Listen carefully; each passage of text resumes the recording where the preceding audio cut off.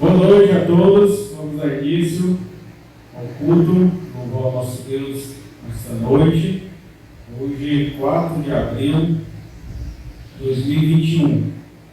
Mais uma vez a Igreja do Senhor, aqui na cidade de Cruz, se reúne por meio do Espírito Santo que habita em nós, que faz essa ligação entre cada membro. A palavra de Deus nos diz que somos um só corpo. Esse corpo é santuário do Espírito Santo. Nós precisamos estar em união, andando juntos para melhor servir ao Senhor. Vamos orar ao nosso Deus, você que está em casa, onde você estiver nos assistindo nesse momento. Baixe sua cabeça em reverência ao nosso Deus, vamos orar. Maravilhoso Deus e Pai, muito obrigado porque o Senhor nos salvou, pecadores, como falhos, como cada um de nós, mas o Senhor entregou sua vida na cruz, ó Pai, pelos nossos pecados. Perdoa minhas falhas, minhas transgressões, que nenhum pecado possa estar atrapalhando minha comunhão com o Senhor. Abençoe esse tempo que a igreja está agora reunida para te louvar em suas casas, não presencialmente, mas de forma online, e que nós possamos estar aproveitando essa tecnologia que o Senhor nos deu o privilégio de ter para alcançar cada um dos irmãos da nossa igreja, amigos, e que a pregação do Evangelho possa estar sendo divulgada por todo esse mundo. Em nome de Jesus Cristo, amém. Muito bem. Lembre-se que a partir de agora você tem a oportunidade de cultuar o Deus Criador dos céus e da terra.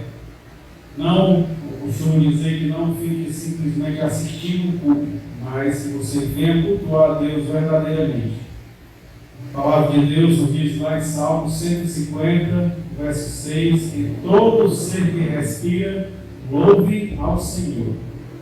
Vamos cantar, começar esse tempo louvando ao nosso Deus, por hino 142, nosso Deus é soberano. Nosso Deus é soberano. 142.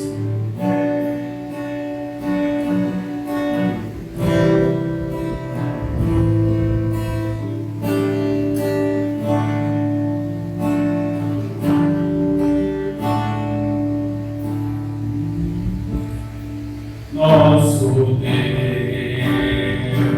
é soberano, Ele reina antes da fundação do mundo. Nosso Deus é soberano, Ele reina antes da fundação do mundo. A terra sem forma e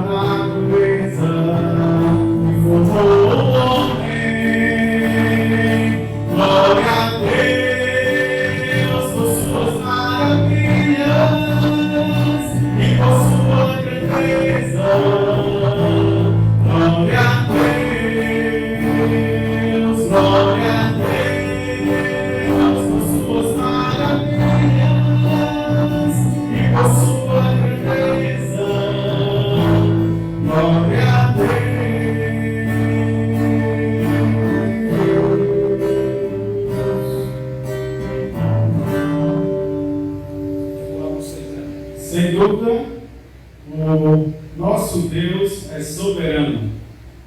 E sabemos que tudo isso que o mundo está passando está sob a soberania dele. Ele está no controle de tudo.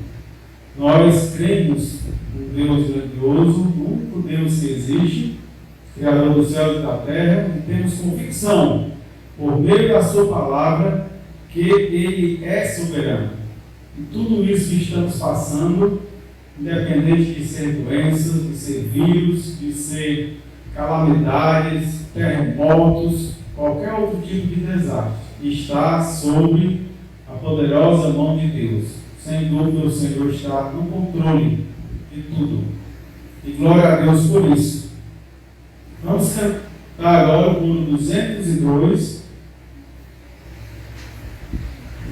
Se o meu povo que se chama pelo meu nome se humilhar, orar e me buscar.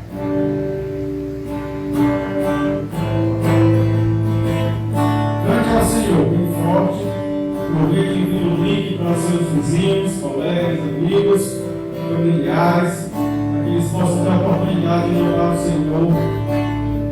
Senhor, meu povo, que se chama pelo meu nome, se humilhar,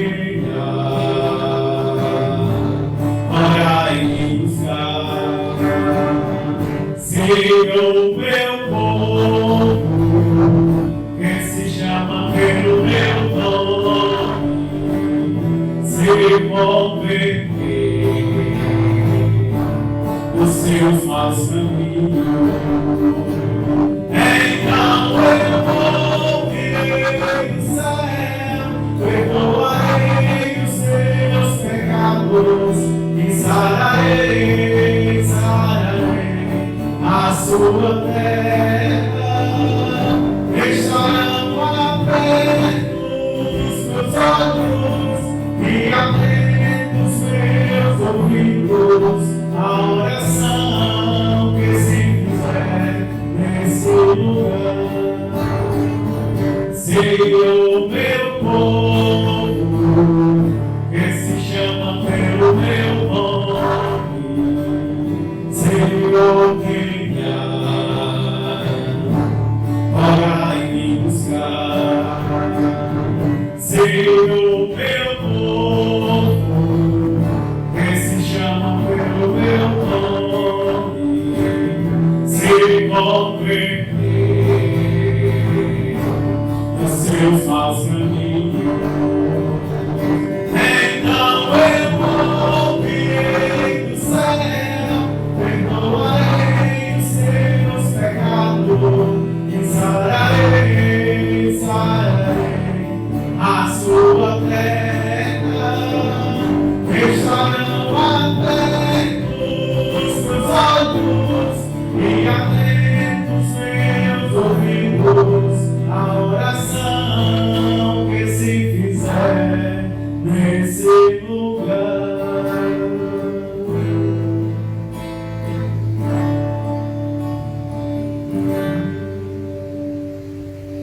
Muito bem.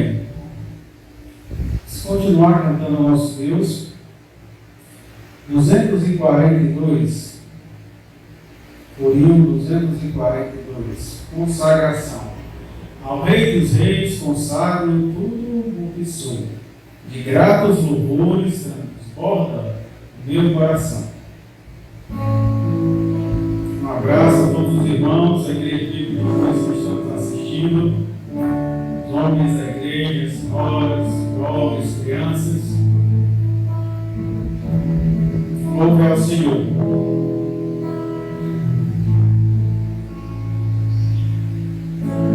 Ao Rei dos Reis consagro tudo o que sou, de gratos louvores transborda transforma o meu coração.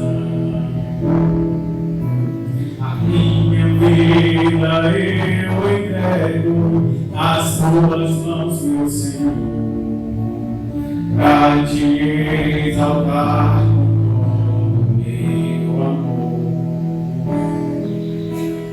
Eu te louvarei conforme a tua justiça e cantarei louvores, pois tu és altíssimo. Celebrarei a ti, ó Deus, com meu viver. Contarei as tuas obras, pois por tuas mãos foram criados terra, céu e mar e todo ser que neles há. Toda a terra celebra a ti, cânticos de júbilo, pois tu és o Deus Criador. Toda a terra celebra a ti, cânticos de júbilo, pois tu és o Deus Criador. Pois tu és o Deus Criador. A honra, a glória, a força e o poder ao Rei Jesus, e o louvor ao Rei Jesus.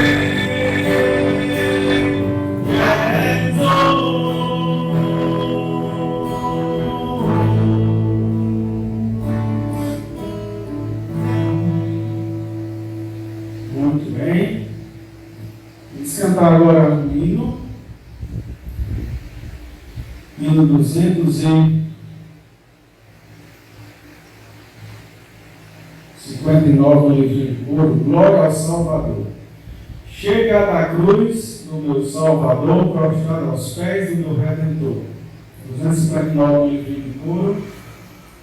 282 no Inário.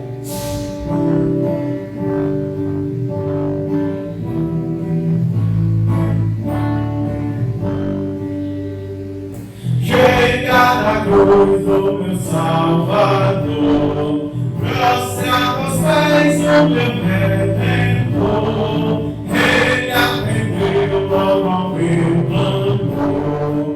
Glória ao Salvador, glória ao Salvador, glória ao Salvador.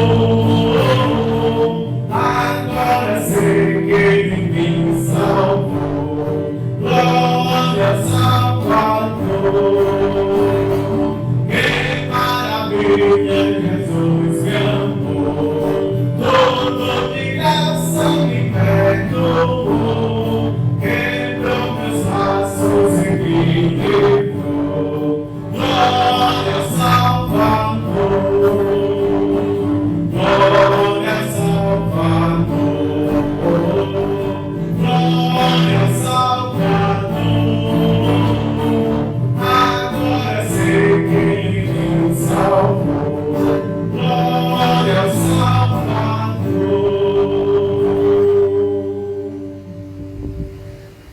Muito bem, muito bom louvar o Senhor. Eu digo que os irmãos que estão aí em casa também, aproveitando para louvar o Senhor.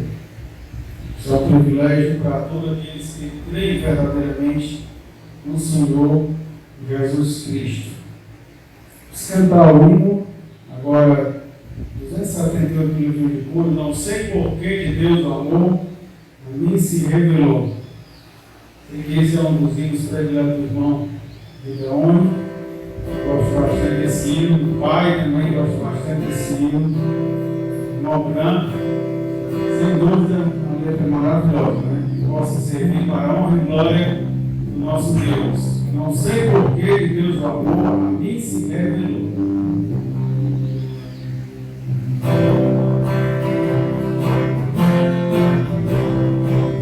São as 3 estrofes, primeira, terceira e última.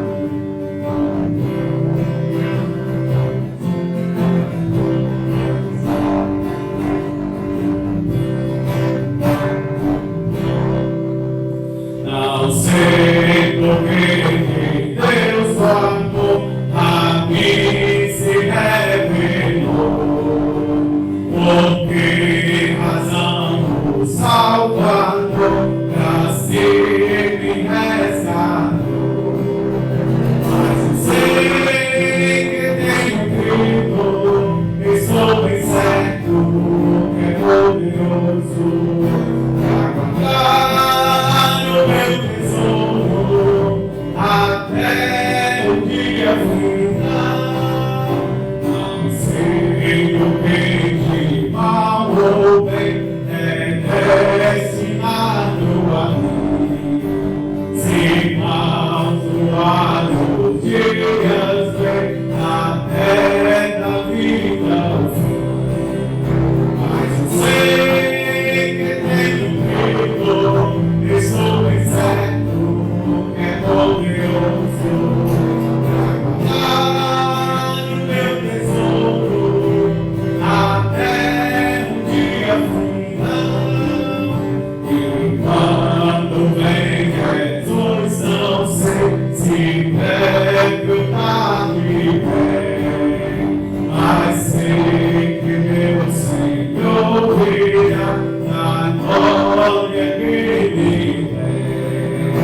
Mas eu sei que tenho crido, estou bem certo que é poderoso pra guardar o meu tesouro até o dia final.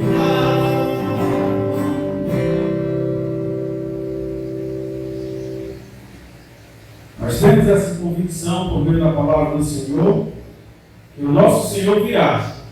Ele veio a esse mundo, morreu numa cruz, ressuscitou, está à destra do Pai, mas um dia ele vai voltar para buscar a sua igreja. E é nesse dia que vamos agora, por meio desse hino, cantar o hino 108, 260 no livro de coro. E nós, quando ele estiver fazendo a chamada da sua igreja, a igreja vai se encontrar com ele. Quando se fizer chamada, lá estarei. E você que está nos assistindo nessa noite, que ainda não tem essa certeza no seu coração, procure se arrepender verdadeiramente dos seus pecados e entregar sua vida à cruz, a Cristo, porque só por meio dele é que no dia da chamada final o seu nome vai estar lá.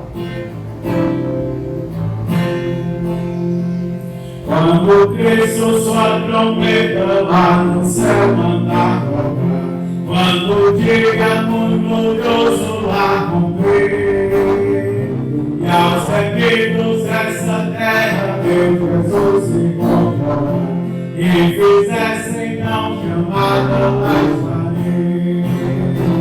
Quando se fizer chamada, quando se fizer chamada, quando se fizer chamada, quando se fizer chamada, lá estarei. Esse tão glorioso dia, quando os crentes ressurgir, e da glória de Jesus participar. Quando os crentes ressurgidos os saudarem do porvir, e fizessem tão chamada, lá estarei.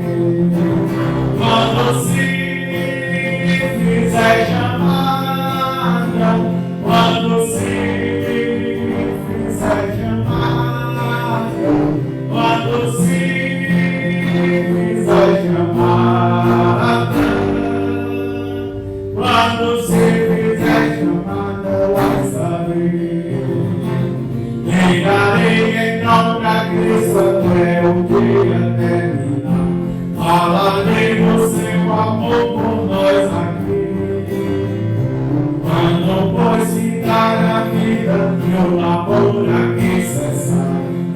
fizesse então chamada, passarei. Quando se fizer chamada, quando se fizer chamada, quando se fizer chamada, quando se fizer chamada, passarei. Muito bem, muito obrigado. Participação do Anderson, do irmão Vicente aqui conosco, nos instrumentos, irmão Branco, também na oração. Muito obrigado a todos que louvaram ao Senhor. E agora nós vamos passar para o estudo da Palavra de Deus com o pastor Maestro. Uma boa noite a todos. Boa noite, meus amados irmãos. Sejam todos bem-vindos, paz e graça a todos. É maravilhoso, irmãos, apesar da distância, né, do distanciamento social que estamos tendo que enfrentar nesse momento, mas é maravilhoso poder ser abençoado e edificado com a palavra de Deus pregada do púlpito da Igreja Bíblica de Cruz. Amados irmãos, nós louvamos a Deus com os cânticos que acabamos de cantar. Desde já eu quero deixar meu agradecimento à equipe de louvor, à equipe de mídia, os irmãos que estão envolvidos nesse ministério.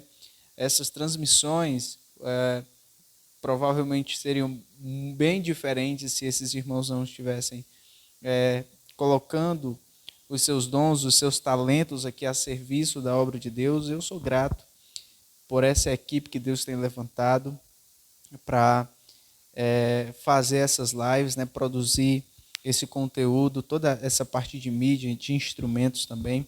Sou grato a Deus pelo que Ele tem feito aqui na vida da igreja. Amados, a semana está vindo, né? Porém a gente ainda não sabe como vai ficar os próximos dias que virão.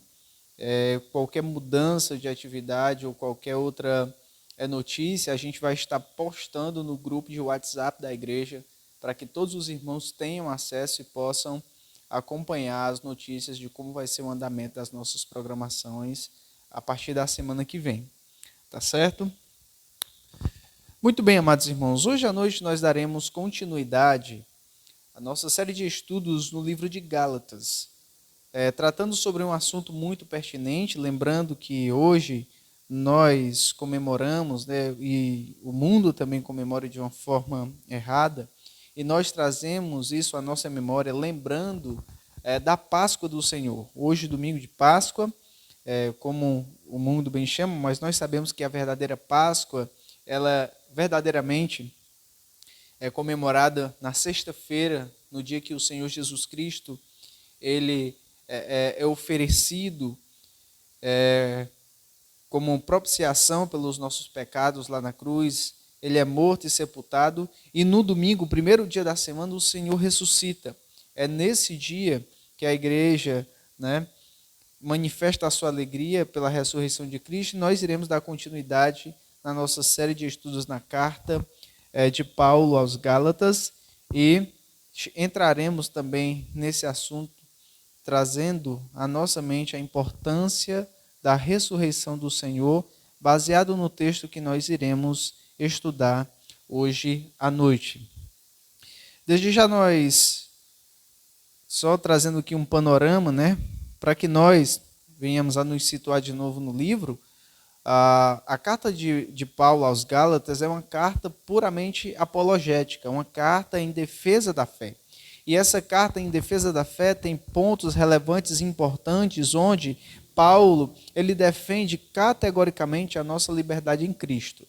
E essa liberdade em Cristo que nós temos como cristãos, como igreja, ela é defendida, e principalmente o conteúdo do Evangelho. O apóstolo Paulo, ele ressalta a importância da igreja se levantar para proteger a sã doutrina, para que a igreja cristã ela esteja em constante movimento para que a sã doutrina ela seja preservada, para que a sã doutrina ela seja também promulgada, ela seja repassada, mas da forma correta. O apóstolo Paulo, ele logo no início da seção do capítulo 2, do versículo 11 em diante, o apóstolo Paulo, ele faz uma repreensão severa a Pedro. E aqui, meus amados irmãos, nós começamos a ver 5 doutrinas cristãs que foram negadas por Pedro em decorrência da sua atitude de separação dos gentios. Pedro, como a gente estudou em uma preleção anterior de Gálatas, nós vimos dos versículos 11 até o versículo 14, a forma que Pedro ele foi repreendido por negar algumas doutrinas essenciais do cristianismo.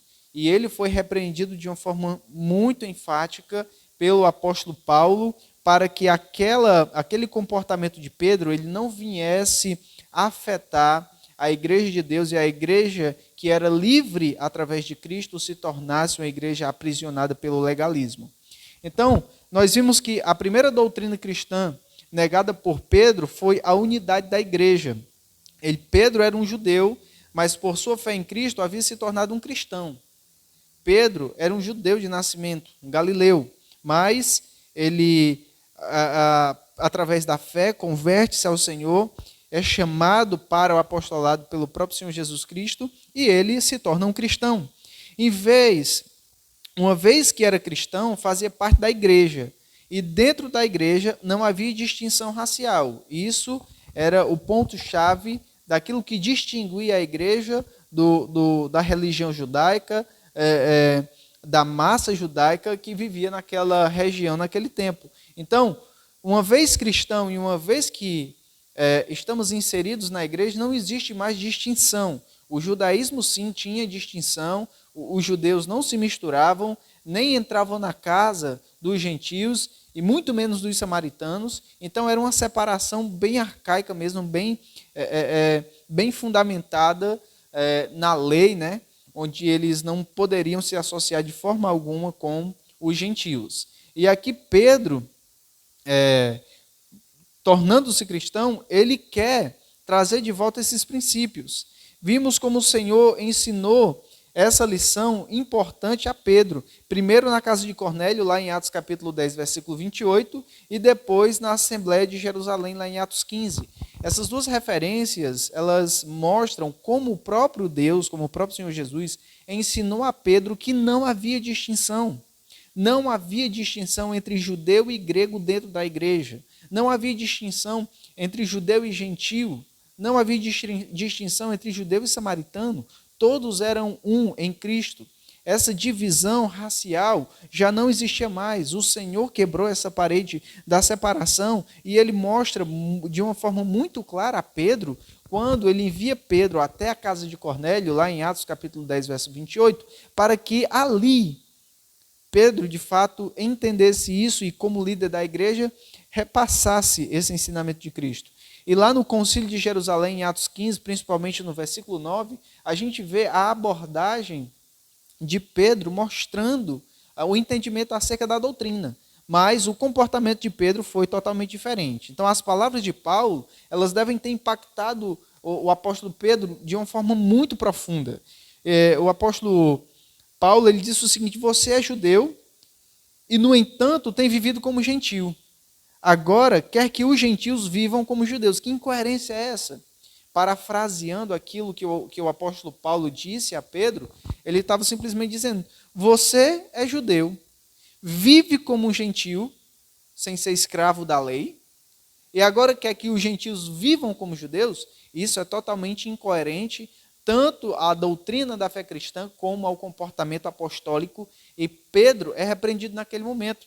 Mas uma das coisas que me faz ser abençoado com essa situação é saber que, embora Pedro tenha sido chamado ao apostolado, embora o apóstolo Pedro tenha sido o primeiro, aquele que recebeu a responsabilidade, né, de primeiramente conduzir a igreja, principalmente aparecendo nos 10 primeiros capítulos de Atos, né, a gente vê que, embora Pedro seja alguém imponente, alguém que tenha um respaldo diante da comunidade, tanto cristã como judaica, Pedro era um homem falho, assim como eu e você. Não é a posição nem o status que vai lhe trazer o benefício da santidade. Santidade é a vida, é aquilo que nós temos desenvolvido para com Deus, e obediência é aquilo que Deus requer de nós. O apóstolo Pedro, embora fosse um líder, mas isso não isentava o fato de que ele também era um ser humano com inclinações ainda para o pecado e para o mal, e ainda sendo motivado pelos enganos do coração, procedeu de uma forma contrária à doutrina cristã.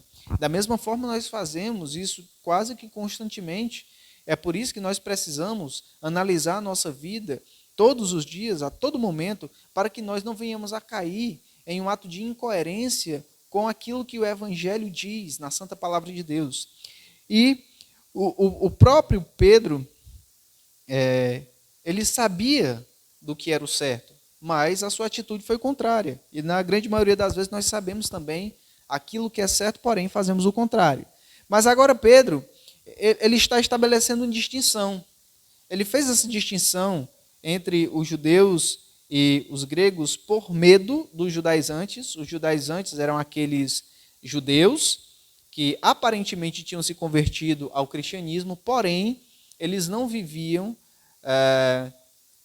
dessa maneira, libertos, né? Pelo contrário, eles queriam que os demais gentios, quando se convertessem, primeiro convertessem-se ao judaísmo e depois ao cristianismo, obedecendo aos rituais da lei, a lei como princípio, e a gente sabe que a palavra de Deus ela é bem clara, ela diz que a lei não nos justifica, a lei ela não nos salva, a lei foi dada para que nós venhamos a conhecer o pecado, não para que nós pudéssemos ser salvos através da lei, mas os judaizantes queriam condenar os gentios e queriam fazer dos gentios judeus para depois serem cristãos. Era isso que eles estavam querendo fazer, aprisionar a igreja de Deus no legalismo. E o apóstolo Paulo, mesmo em sua vida anterior sendo um judeu arcaico e um fariseu de fariseus, alguém que se avantajava a muitos da sua idade naquela época, ele entende o princípio da graça de Deus e ele se conduz da forma que Deus quer,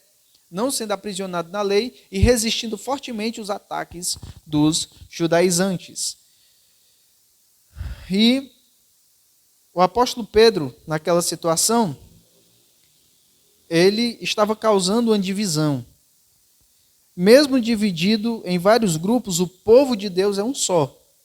Qualquer prática de nossa parte que vá contra as Escrituras e que cause separação entre os irmãos é uma negação da unidade do corpo de Cristo. Qualquer atitude da minha parte ou da sua parte que cause uma divisão do corpo de Cristo através do legalismo ou de pensamentos judaicos, qualquer coisa desse tipo, ou pensamentos que nos aprisionam em rituais da lei, qualquer coisa desse tipo, isso promove uma divisão, não a unidade da igreja. E o que nós devemos ser promotores da unidade da igreja, devemos promover a unidade da igreja. Tudo aquilo que depender de nós em Cristo Jesus, nós devemos fazer para promover a unidade da igreja. É por isso que o próprio apóstolo Paulo, ele diz para Timóteo que note bem aqueles que causam divisão, repreende-os em público, para que aquelas pessoas se envergonhassem da sua atitude e viesse a ser uma pessoa que estivesse promovendo a fé, não uma pessoa que estivesse provocando a quebra da unidade da igreja. Então a igreja como um todo é nossa responsabilidade, vimos isso na forma que Paulo ele foi exortar Pedro, onde ele deveria ser um promotor da unidade da igreja e não alguém que estava levando outras pessoas a agirem como ele naquela situação. A segunda doutrina cristã, negada por Pedro, que nós iremos ver hoje à noite, estudar hoje à noite, foi a doutrina da justificação pela fé. Essa, meus amados irmãos, é uma doutrina fundamental da cristandade atual. Essa é uma doutrina que deve mover o coração dos cristãos a entenderem a sua posição em Deus, deve nos motivar a ver com clareza a forma que Deus quer que nós vivamos e entendamos essa justificação. Essa doutrina da justificação também foi uma doutrina que foi negada pela atitude do apóstolo Pedro naquela ocasião onde ele foi repreendido pelo apóstolo Paulo. E nesse momento eu lhe convido a abrir sua Bíblia em Gálatas capítulo 2, do versículo 15 e versículo 16, para que leiamos juntos esse texto e venhamos a estudar a verdade que esse texto demonstra à nossa vida. Gálatas capítulo 2, versículo 15, versículo 16, assim diz a palavra do Senhor. Nós, judeus por natureza, e não pecadores dentre os gentios. Sabendo, contudo, que o homem não é justificado por obras da lei, e sim mediante a fé em Cristo Jesus. Também temos crido em Cristo Jesus para que fôssemos justificados pela fé em Cristo, e não por obras da lei, pois, por obras da lei, ninguém será justificado. Vamos orar.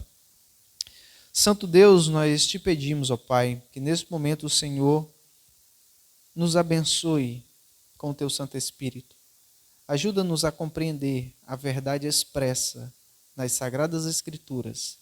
Ajuda-nos, ó Pai, a ter reverência e amor diante do que a palavra de Deus nos ensina, para que possamos praticar aquilo que é da tua vontade. Ó Deus, pela tua misericórdia, Senhor, rogamos. A tua igreja, embora não estando aqui presencialmente no prédio da igreja, mas está espalhada nas suas casas, ó Pai, ouvindo a tua palavra dentro do seu lar. Então faz com que essa palavra frutifique na vida de cada um para o nosso crescimento espiritual, para a defesa do evangelho e principalmente para fortalecer o nosso relacionamento contigo. Damos-te graças em nome do Senhor Jesus Cristo. Amém. A justificação pela fé. Esta é a primeira vez que o termo justificação aparece nessa carta. E provavelmente, amados irmãos, é a primeira vez que esse termo justificação aparece no Novo Testamento. A grande maioria dos estudiosos diz que Gálatas foi a primeira carta a ser escrita. E se de fato foi, essa é a primeira menção do termo justificação dentro do Novo Testamento. A justificação pela fé foi o principal ponto da Reforma Protestante.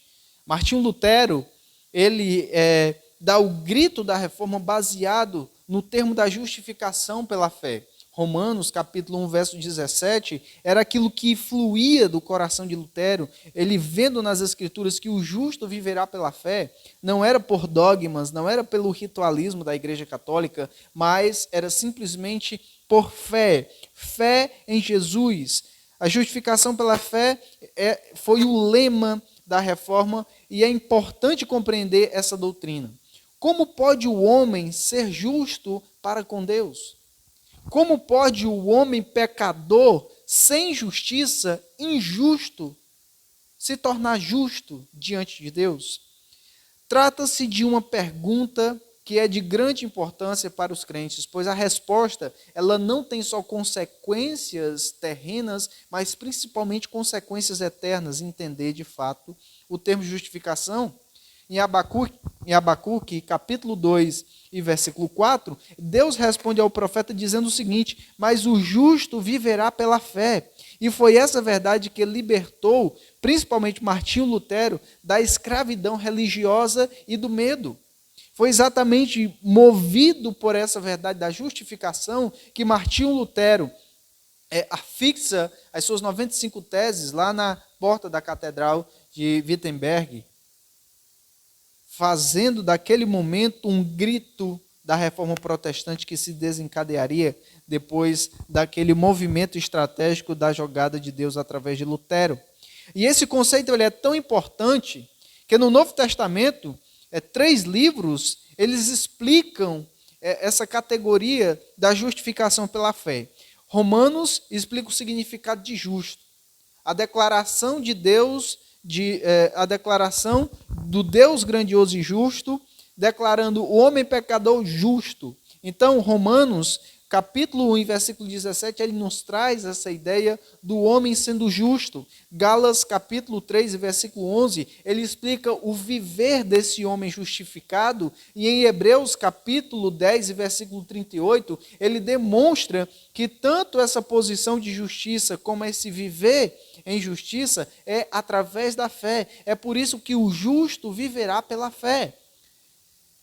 Então, entrando aqui no ponto-chave da nossa exposição dessa noite, em primeiro lugar iremos definir o que é de fato a justificação. E a pergunta que flui na nossa mente é: mas o que é justificação? O que essa palavra significa? O que esse termo significa? Então, justificação é o ato pelo qual Deus declara justo em Jesus Cristo o pecador que nele crê. É Deus, o ato de Deus, declarar justo em Jesus Cristo o pecador que nele crê. Então, isso é uma coisa que vem de Deus para com o homem pecador. E todas essas palavras da definição mostrada no versículo 16 de Gálatas capítulo 2, elas são de grande importância, é por isso que a gente vai analisar essas palavras nas suas minúcias aqui.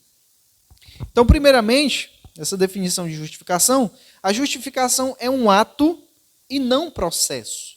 Muitas vezes nós temos a tendência de imaginar que a justificação é um processo. Cada dia mais nós vamos sendo justos, mas não é assim. A justificação é um ato.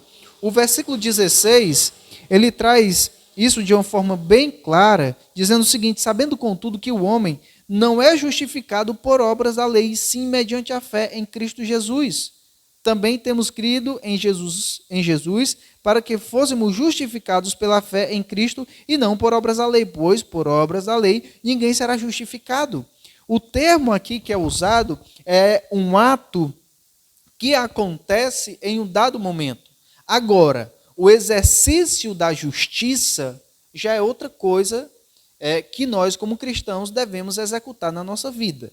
Existe o ato de Deus declarar o pecador justo e o exercício da justiça. E o que é esse exercício da justiça? O exercício da justiça é eu e você, como cristãos, andarmos de forma coerente com a justiça de Deus. Se Deus é justo, logo os seus filhos que creram em Jesus, que receberam Jesus, que foram tornados filhos de Deus, eles andarão em justiça. Então, isso é a execução da justiça. Eu ando no padrão de justiça de Deus, mas, de fato, a declaração e o ato de Deus de nos declarar justos não é um processo. O processo é a nossa vida andando no padrão de justiça de Deus. Nenhum cristão é mais justificado do que outro. Não existe essa ideia de dizer, fulano é mais justificado do que eu, ele foi mais justificado do que eu. Nós podemos dizer, fulano, o meu irmão, é mais justo nisso, ele anda mais em justiça do que eu, e eu preciso crescer mais para andar em justiça como ele. Assim nós podemos dizer, porque se um irmão ele é exemplo no seu padrão de andar em justiça, nós também devemos seguir os bons exemplos, principalmente o exemplo de Cristo, né? Mas eu não posso dizer, eu sou mais justificado do que o meu irmão. A justificação é um ato de Deus onde todos os irmãos da igreja foram justificados de igual medida. O texto de Romanos 5:1, ele diz o seguinte: tendo sido, portanto, justificados de uma vez por todas pela fé, temos paz com Deus por meio de nosso Senhor Jesus Cristo. Romanos 5:1. Nenhuma tradução literal, ele traz esse sentido. Tendo sido, portanto, justificados de uma vez por todas. Justificação é um ato, ela não é um processo. É o ato de Deus declarar o pecador justo. E esse processo que nós chamamos, de justiça é aprimorando a justiça de Deus na nossa vida. É uma diferença entre ser justificado e ser justo. Então, o texto de Romanos 5:1, ele traduz aquilo que nós encontramos aqui também no versículo 16.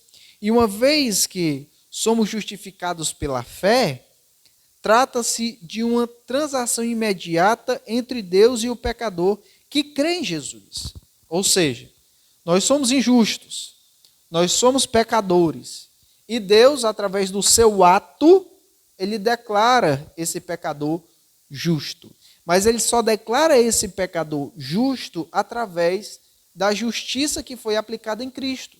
Nós vimos na sexta-feira, no nosso culto da paixão, né, que Jesus Cristo, ele padeceu e ele recebeu em seu corpo toda a justiça e toda a ira de Deus. Ele recebe em si mesmo toda a justiça de Deus, toda a fúria de Deus, que Deus estava, o cálice da ira de Deus que estava transbordando, o Senhor Jesus recebe ele e bebe todo o cálice da ira de Deus. Naquela ocasião, Jesus leva a nossa punição. Nós não teríamos justiça nossa própria, nem por obras, por praticar as obras da lei, nem por nossa justiça própria, para morrer em uma cruz para pagar nossa dívida com Deus. Se nós morrêssemos à semelhança de Jesus Cristo, isso não seria suficiente para pagar a dívida do pecado que temos para com Deus. Mas o Senhor Jesus, sendo justo, ele morre em nosso lugar. E através da sua justiça é que nós podemos ser justificados. Então, essa imputação é depositar na nossa conta aquilo que nós não temos. E esse depósito é de graça. Eu não preciso fazer nada para receber essa justiça de Deus. É como se a minha conta estivesse totalmente zerada e eu estivesse devendo muito, muito, muito, que eu trabalhasse, me empenhasse. E imagine você ganhando meio salário mínimo e você está com uma dívida de 100 bilhões de reais. Você recebe só meio salário mínimo. Como é que você vai pagar uma conta dessa? Aí você recebe o seu meio salário mínimo, você tira 10% desse valor e aí você deposita lá para sanar, para tentar pagar essa dívida de 100 bilhões de reais. Você nunca vai conseguir. É um valor exorbitante. É algo que nós não temos. Estamos em saldo negativo. E o Senhor Jesus Cristo, ele deposita isso em nossa conta. Ele deposita a sua justiça em nossa conta. E quando Jesus ele faz isso, nós somos declarados justos. Mas tem um ponto muito importante que nós não podemos esquecer de forma nenhuma. Jesus morreu, foi sepultado e ressuscitou. Para que a justiça seja depositada em nossa conta, nós precisamos crer, acreditar. Nós não precisamos de obras, nós precisamos de crer, acreditar, confiar plenamente em nosso coração e viver coerentemente com essa fé. Através da fé é que essa justiça vai ser depositada em nossa conta. Uma vez que somos justificados pela fé, trata-se de uma transação imediata entre o pecador e Deus. Se fôssemos justificados pelas obras, teria de ser um processo gradual. Se a nossa justificação fosse através das obras, nós teríamos que fazer obras constantemente todo dia para nos tornarmos justos. E mesmo assim nós não iríamos conseguir. Iríamos deslizar em algum ponto. A palavra de Deus diz, aquele que pratica toda a lei e erra em um só ponto é culpado de todos. É culpado de todos. Não são as obras que podem nos salvar. Tem muita gente que diz que o dia certo para se guardar é o sábado. Mas nós sabemos que o sábado para o povo de Israel era uma ordenança. Jesus Cristo já veio. Não existe a necessidade de guardar o sábado como se fosse um dia sagrado ali do Senhor, como foi para o povo de Israel. Se o sábado assim deve ser guardado, então os 613 outros mandamentos da lei também devem ser guardados. E nós não somos justificados por obras da lei. Nós não somos justificados por imolar cordeiros diante de altar e queimar a sua gordura para que Deus sinta o cheiro e aplaque a sua ira sobre nós. O cordeiro já foi imolado. Lá na cruz do Calvário, o cordeiro estava sendo imolado e aspergido sobre todos os eleitos. Amados irmãos, se somos justificados pelas obras, teria que ser um processo contínuo. O processo da justificação é um ato solene e único somente. Não precisa ser renovado. uma vez que Deus declara o pecador justo, ele assim permanece. Outro ponto importante sobre a justificação é que a justificação é um ato de Deus. Não é o homem que pode se declarar justo, mas é um ato de Deus. Não resultado do caráter ou das obras de um homem. Alguém pode dizer, eu sou uma pessoa tão boa, eu faço tanta coisa boa, eu ajudo as pessoas, eu faço as minhas penitências, eu dou esmola, eu faço de tudo. Eu não faço coisa errada, eu não bebo, eu não fumo, eu nunca traí minha esposa nem o meu esposo, eu tomo cuidado para fazer tudo na risca. Mas se lembre, não é sobre o caráter do homem, porque o homem já nasce com pecado. Assim diz o Salmo 51. Salmo 51 e versículo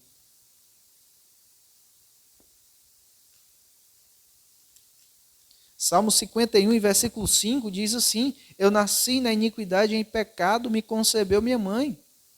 Não é o seu comportamento exemplar, mas é o pecado que você já nasce com ele. É aquilo que já nasce correndo na sua corrente sanguínea, no seu corpo, no seu intelecto, e motiva as suas ações. O homem, por mais caráter que ele tenha, mas esse caráter ainda é manchado com pecado. Não existe justo, nenhum sequer. Assim a palavra de Deus diz. Todos pecaram e carecem da glória de Deus, Romanos 3, 23. Todos pecaram e estão destituídos da glória de Deus. Na verdade, meus amados irmãos, a justificação é um processo que vem de Deus. É Deus quem justifica. Não é o homem que se auto-justifica. Romanos capítulo 8 e versículo 33 diz assim a palavra do Senhor. Romanos capítulo 8 e versículo 33. A palavra de Deus diz assim: quem tentará acusação contra os eleitos de Deus? É Deus quem os justifica. O texto ele mostra bem claro aqui que os eleitos de Deus eles são justificados não pelo seu caráter e não pelas suas obras. Eles são justificados pelo ato de Deus declará-los justos. O pecador não é justificado diante de Deus fazendo obras da lei. Você pode fazer todo o ritual judaico. Você pode viver com pedaços do Torá amarrados na sua testa e rodeando o seu braço, os seus filactérios alargados, as suas túnicas de um só tecido sem costura. Você pode deixar as suas costeletas crescerem, a sua barba crescer também. Você pode fazer suas penitências, seus sacrifícios, suas orações 3 vezes ao dia, criar os seus próprios animais e imolá-los, um cordeiro macho sem defeito, né? Mesmo você fazendo tudo isso, você não estará justificado por isso. Se você morrer, você vai em direção ao inferno, não é em direção a Cristo. Jesus Cristo, quando ele veio, ele deixou bem claro que tudo aquilo, sábado, festa, lua nova, era sombra daquele que haveria de vir. Ou seja, todos aqueles rituais era só uma demonstração daquele que viria, Jesus Cristo. E ele já veio. O pecador não é justificado diante de Deus fazendo as obras da lei, mas sim depositando a sua fé em Jesus Cristo. Romanos capítulo 5, versículo 1, ele diz: justificados, pois, mediante a fé, temos paz com Deus por meio de nosso Senhor Jesus Cristo. Aquilo que nos justifica é a fé em Jesus Cristo. A lei ela foi dada, amados irmãos, para revelar o pecado, não para redimir do pecado. Romanos 3 e 20 diz assim a palavra do Senhor: visto que ninguém, note bem esse texto, visto que ninguém será justificado, ou seja, declarado justo diante de Deus, por obras da lei. Em razão de que, pela lei, vem o pleno conhecimento do pecado. A lei é como se fosse uma cartilha que lhe mostra o que é pecado e o que não é. A lei ela foi dada para que nós tenhamos o entendimento do que é pecado, mas a lei ela não justifica nenhum pecador diante de Deus. Pela graça, Deus colocou nossos pecados sobre Cristo e depositou em nossa conta a justiça de Cristo. O nosso pecado, Deus lança sobre Cristo e Cristo paga lá na cruz. E no lugar desse pecado, dessa condenação, nós recebemos algo muito melhor, a justiça de Deus em Cristo Jesus. Isso foi o que nós recebemos. A justificação mediante o Senhor. Segundo aos Coríntios 5 e 21,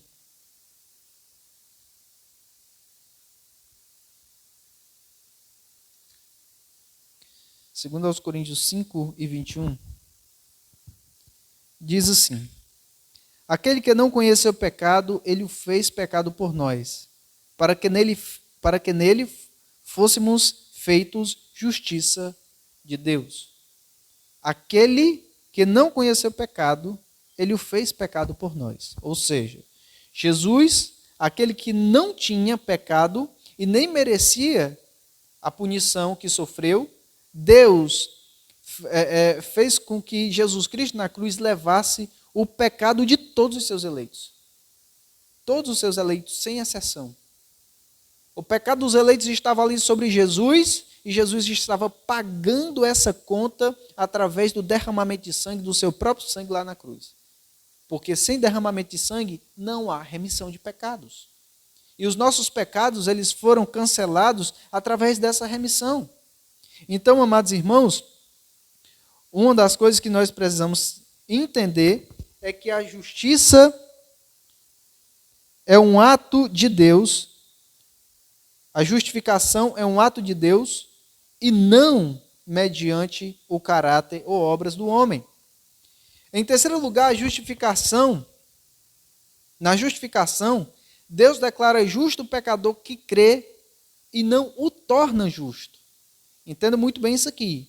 Deus declara justo, é uma declaração, é um ato de Deus declarar o pecador justo que crê em Jesus e não o torna justo. E isso, meus amados irmãos, a gente vê que no texto de Gálatas capítulo 2, o apóstolo Paulo, ele defendendo de fato, de forma muito habilidosa, essa doutrina da justificação, ele deixa bem claro que essa justificação é um ato de Deus, não por obras da lei. Ele anula a lei aqui no ato da justificação e ele mostra que essa justificação ela provém da fé em Jesus Cristo somente, para que fôssemos justificados pela fé em Cristo e não por obras da lei. E aqui, é claro que a verdadeira justificação, ela conduz a uma vida, uma vida que de fato, ela transmita uma mudança radical em todo o ser do homem. É por isso que a gente vê lá em Tiago, capítulo 2, mostrando o próprio Tiago dizendo, né? Sejamos, pois, praticantes da palavra e não somente ouvinte, porque aquele que só ouve, ele está enganando a si mesmo. Então, se alguém só ouve a palavra e não pratica, ele está se enganando e querendo enganar os outros, né? O que marca de verdade essa justificação e essa mudança de vida é o comportamento. Então, a justificação, ela tem uma permanência. A justificação, ela permanece. Antes de o pecador crer em Cristo, ele é culpado diante de Deus. Antes de crer, aquele homem está, como Efésios capítulo 2, do versículo 1 ao versículo 10, ele descreve, morto nos seus delitos e pecados, segundo o curso deste mundo, segundo o príncipe da potestade do ar, segundo o espírito que atua nos filhos da desobediência. É dessa maneira que o pecador se encontra, condenado, morto e injusto. e através da fé ele é declarado justo. Mas no momento que crê em Cristo, ele é declarado inocente e não pode jamais ser chamado de culpado outra vez. Quando Deus declara um pecador justo, de uma vez por todas, aquele pecador é declarado justo. Embora aquele pecador ainda tenha quedas no pecado, ele ainda peque. Enquanto nós estivermos nesse corpo, nós iremos pecar. Então, essa realidade só vai mudar quando o Senhor Jesus nos arrebatar, nos levar para estar com Ele, é que essa realidade vai mudar do pecado. Mas essa justificação ela já aconteceu, ela não pode ser retirada. Então, a justificação, ela permanece. Então, no momento que crê em Cristo, é declarado inocente e não pode jamais ser chamado de culpado outra vez. Quando Deus nos justifica, de nenhuma forma nós somos mais tidos como um nome de culpado vivendo daquela mesma maneira. O Espírito, ele nos regenera. Tito 3,5, em Tito 3,5, diz assim a palavra de Deus: não por obras de justiça praticadas por nós, mas segundo a sua misericórdia, ele nos salvou mediante o lavar regenerador e renovador do Espírito. Esse lavar renovador e regenerador, mediante o Espírito Santo, é quando aquele pecador ele se converte, ele crê, quando ele é declarado justo. E mais uma vez ele frisa aqui na carta a Tito, que não é por obras de justiça praticadas por nós, mas é segundo a obra de Deus, mediante o Espírito e mediante a obra da cruz de Cristo, para a nossa redenção, para a nossa justificação.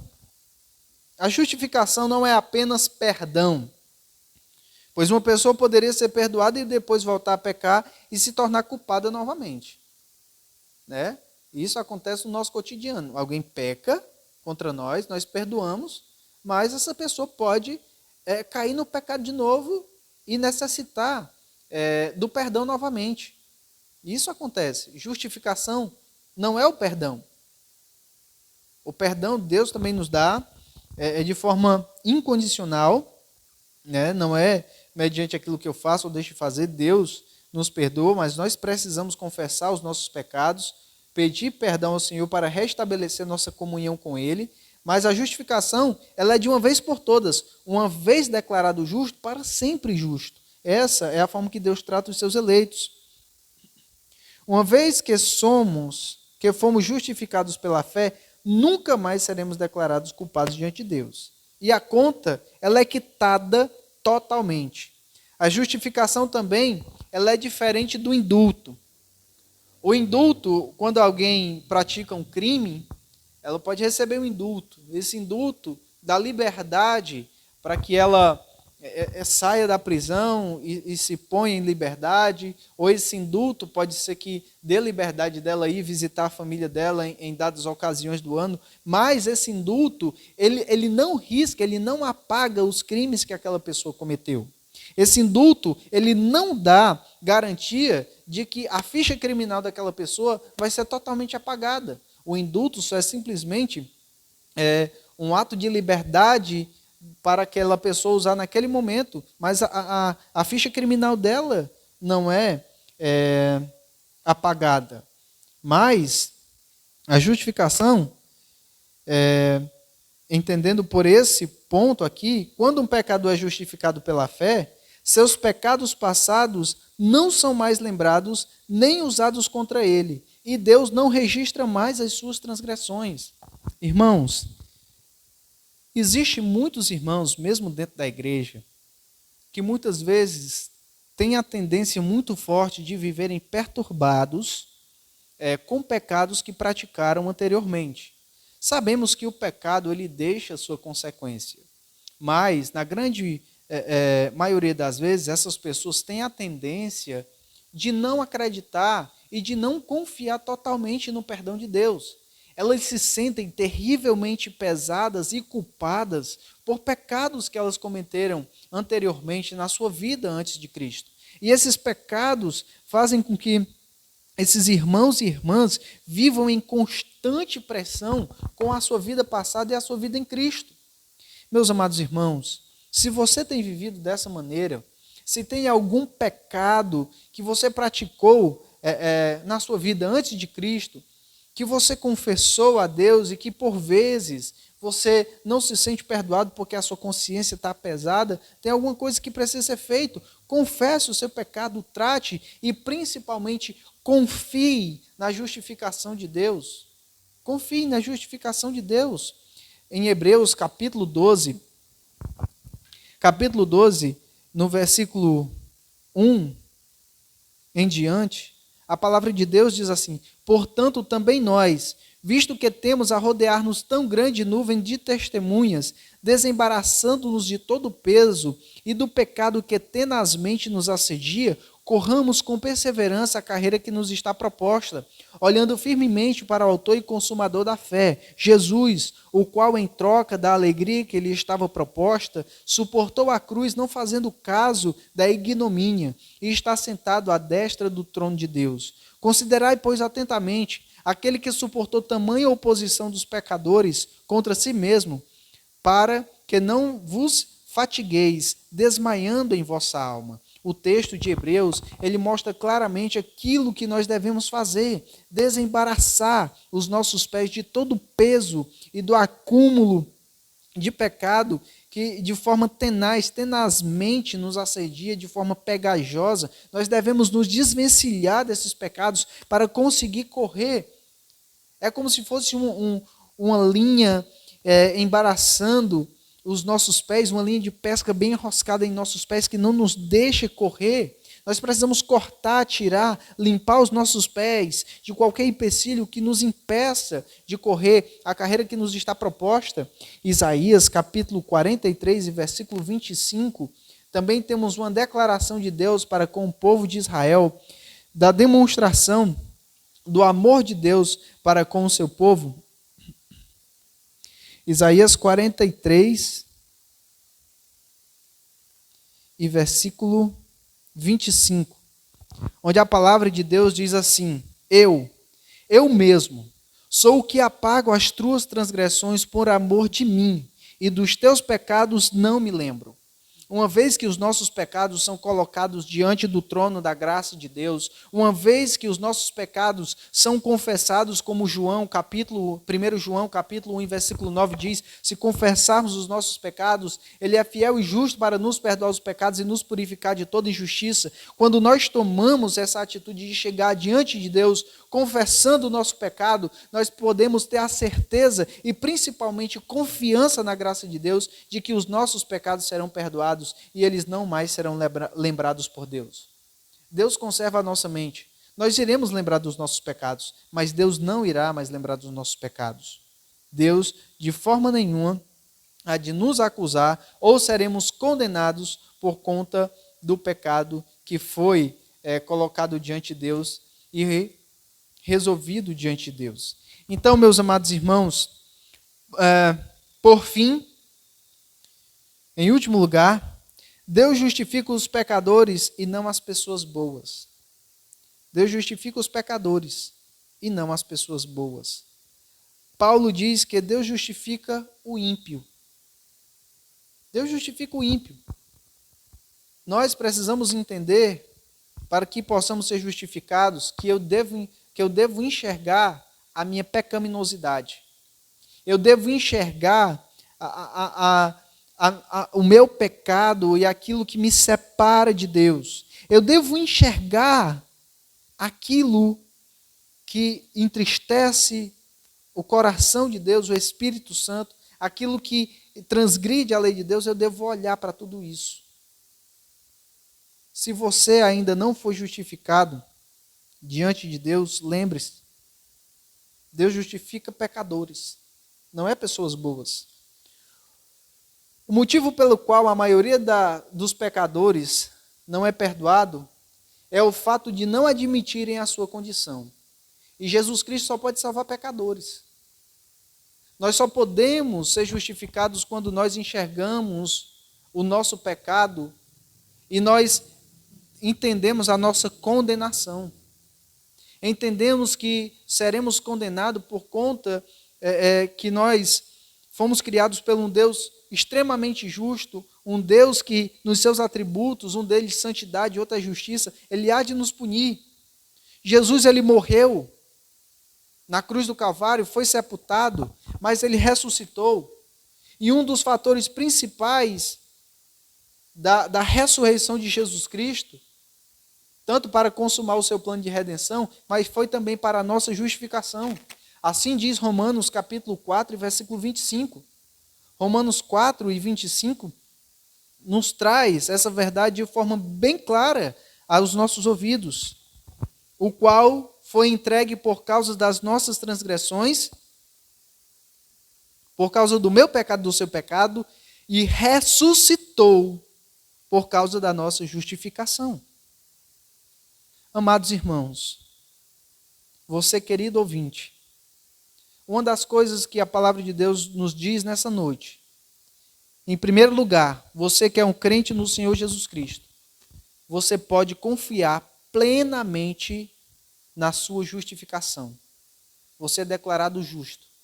E no dia da volta de Cristo, você que confiou em Jesus Cristo e já entregou sua vida a Cristo, você vai ter um encontro com Ele face a face, vendo Jesus Cristo ressurreto, assim como Ele é.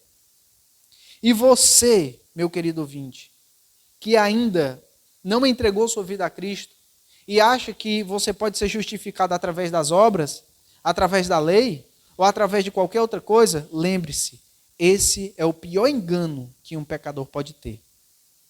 Se você não depositar sua fé em Cristo, você nunca será justificado. Ao se separar dos gentios, Pedro ele negava a verdade da justificação pela fé, pois dizia: nós, os judeus, somos diferentes dos gentios e melhores que eles. Quando Pedro se separou dos gentios, ele estava dizendo que era melhor do que eles. No entanto, judeus e gentios são pecadores do mesmo jeito. Tanto judeu como gentio são pecadores na mesma escala. E só podem ser salvos e justificados através da fé em Jesus Cristo. Você já é um justificado? Você já tem essa certeza em seu coração? E se você já é um justificado, você anda de forma coerente com essa justificação? Você anda em justiça segundo o padrão de justiça de Deus? Se você já é um justificado, você honra o nome do Senhor Jesus Cristo, vivendo uma vida piedosa? Meu caro irmão, minha cara irmã, uma das claras evidências da justificação são irmãos e irmãs que buscam viver intensamente para a honra e glória do Senhor Jesus Cristo. E se você ainda não passou por esse processo de justificação, lembre-se, Jesus disse: eu sou o caminho, a verdade e a vida, ninguém vem ao Pai senão por mim. Creia em Jesus Cristo hoje. Entregue sua vida a Jesus Cristo hoje. Você pode fazer isso exatamente no lugar que você está. Ore a Deus, ore ao Senhor Jesus e peça que Ele lhe perdoe. Confie que Jesus morreu na cruz do Calvário para que você pudesse ser salvo. E depois você tem a responsabilidade de proclamar isso ao mundo.